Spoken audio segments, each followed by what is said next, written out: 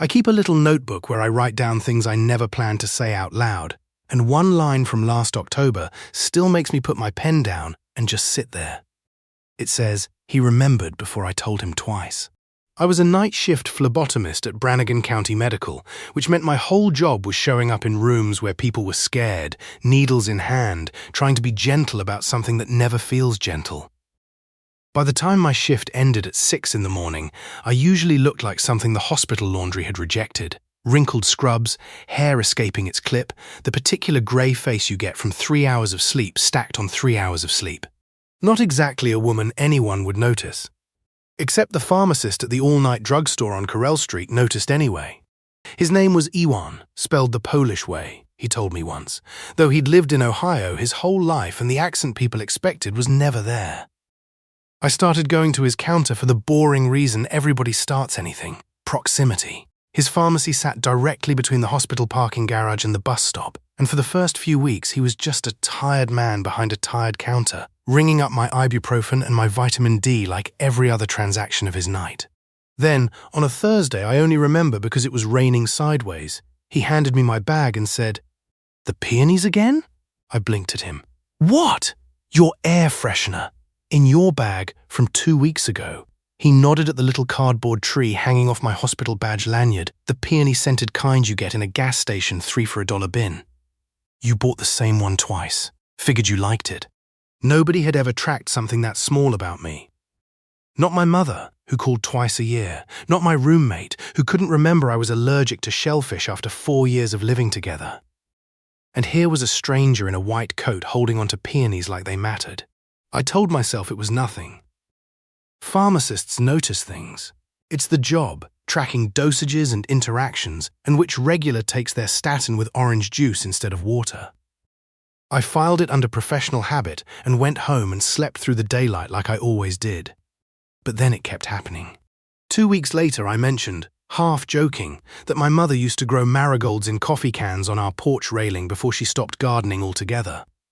I said it while waiting for a refill, mostly to fill silence, the kind of thing you say to a bartender or a cab driver, someone who hears you and forgets you by the next customer. Iwan didn't forget. A month after that, when I came in with a bad cough and a prescription for something to knock it down, there was a marigold, actual and orange, and slightly wilted from riding around in his car all shift, propped against my paper bag. "You didn't have to do that," I said, and I meant it as gratitude, but it came out sounding almost accusing because I didn't know what to do with being seen. "I know," he said. "I wanted to." That should have been the beginning of something. Instead, it became the beginning of 2 years of almost. Here's the thing nobody tells you about working nights in a hospital. It hollows out your capacity for anything else. I'd clocked emotional wreckage watching patients get news that split their lives into before and after, and I told myself I didn't have room left over for anything soft. Every time our conversations drifted somewhere real.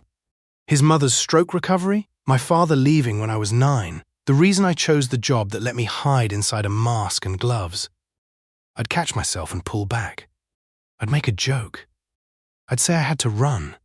I'd let the automatic doors close between us like a curtain falling on a scene I'd written myself out of. And still, every couple of weeks, there'd be another flower. Never a bouquet, never anything a person could call a grand gesture. Just one stem, tucked beside my bag like a secret that didn't need decoding. Zinnias, when I mentioned my grandmother's funeral, had them.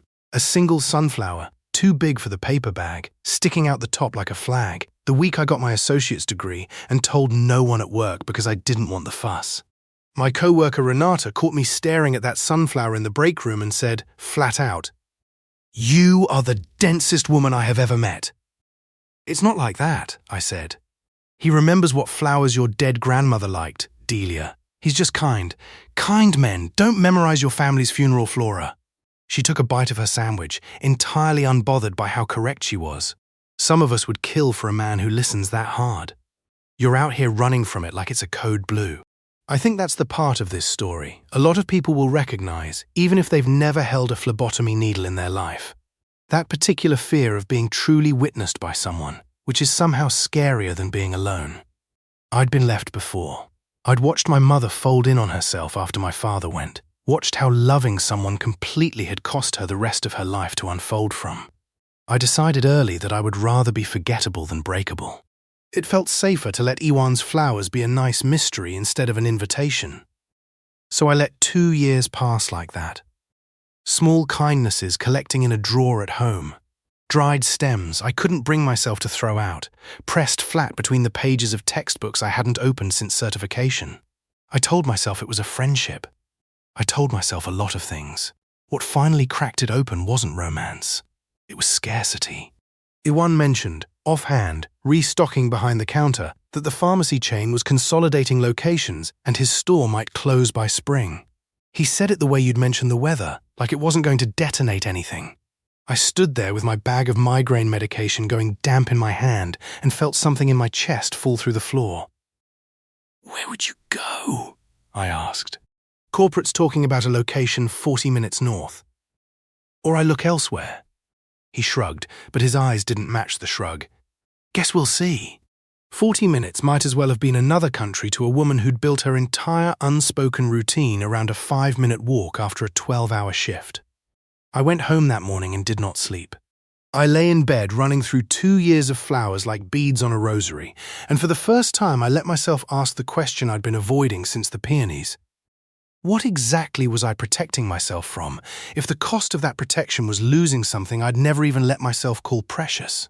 I want to be honest about what happened next, because I think it's the part people either love or find maddening, and there's no clean answer to which reaction is right.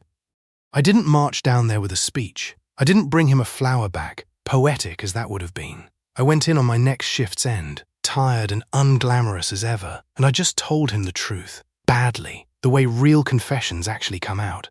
"I kept them," I said. "All of them. I have a drawer." I didn't say anything because I was scared, and I think I've been scared for 2 years, and I don't want you to move 40 minutes away before I tell you that. Iwan went very still behind the counter, the way you go still when you're not sure if you're allowed to hope yet. "I wasn't trying to get anything from you," he said carefully. "I just liked knowing what made you smile on the bad nights." "I know. That's what scared me. It felt like too much to deserve." He came around the counter. Something I'd never once seen him do in 2 years. Pharmacists don't leave that counter. It's like watching a surgeon step out of the AR mid-case. And he just stood there in front of me in that fluorescent-lit aisle, smelling like antiseptic and coffee, and he said, "You've deserved it the whole time. You just weren't ready to let it land." We didn't kiss there. It felt wrong somehow, too public, too bright. What we did was simpler and, I think, better. We agreed to have coffee somewhere that wasn't a counter with a line behind us, on a day neither of us was clocked in anywhere. The store didn't close, as it turned out. Corporate changed its mind, the way corporate does, and Iwan is still there most nights, though these days I go in even when I'm not out of anything, and everybody at the counter has stopped pretending not to notice. Renata still brings it up whenever she wants to feel smug about being right. I think about that drawer sometimes. All those flattened stems that outlasted their season because I couldn't let them go, and I wonder how many people are out there right now doing the same thing. Collecting proof that someone sees them, too frightened of what it would mean to say so out loud. I don't know if waiting 2 years was foolish or if it was just how long I needed to trust that being known wasn't the same as being left. I go back and forth on it, honestly. But I know this, the flowers still show up. I just stopped pretending I didn't notice them from the very first one.